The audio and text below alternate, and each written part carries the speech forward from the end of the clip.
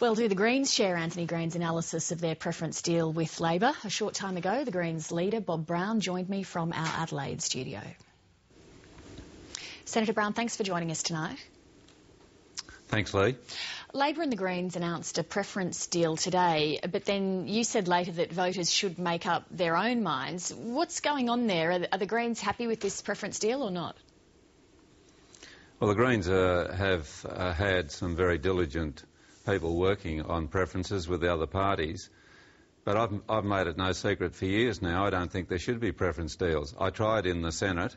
I moved a bill for above-the-line voting in the Senate so that voters chose their parties in the order of choice, not the political parties. But of course Labor, the Liberals and the Nationals voted that down because they don't want voters to have that choice. I think they should.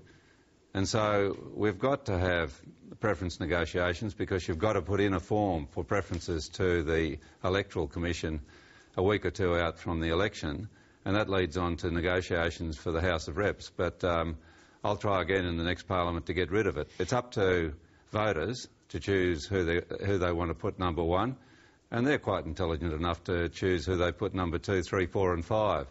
And we'd avoid such perverse outcomes as the election of Stephen Fielding on less than 2% of the vote with Labor preferences, which Labor voters hated in Victoria just a few years ago, if we were to leave it to the voters.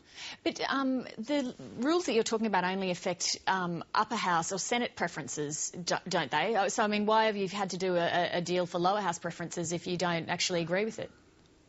Well, exactly.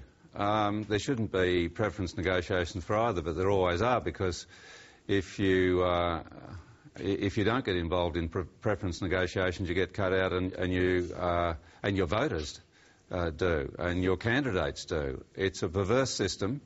It should be abolished, but it's there. The Greens take part in it the same as every other political party, and there'll be how-to-vote cards as a result of that in, I'm told, 50 or so seats. I heard that on the ABC today. And, but my advice is, regardless of that, people should go into the polling booth and vote for the people they want in the order of choice. And if people want to give, I'd advise them to vote Greens number one, but if they're going to do that, then go to the Labor Party or the Liberals or the Nationals or the Socialist Alliance or for the independent of their choice. So basically you're saying to people, well, ignore the preference deal that my party's announced? Exactly, and ignore the preference deal that Labor's done and the Liberals have done, and put your own preferences where you want to. But I can't imagine that Labor would be very happy having negotiated this deal and to give you their preferences for the Senate. I can't imagine that they'd be very happy to hear you saying this. But Lee, I'm not here to make Labor happy. I'm here to do the right thing by voters. And what I want to, I'm concerned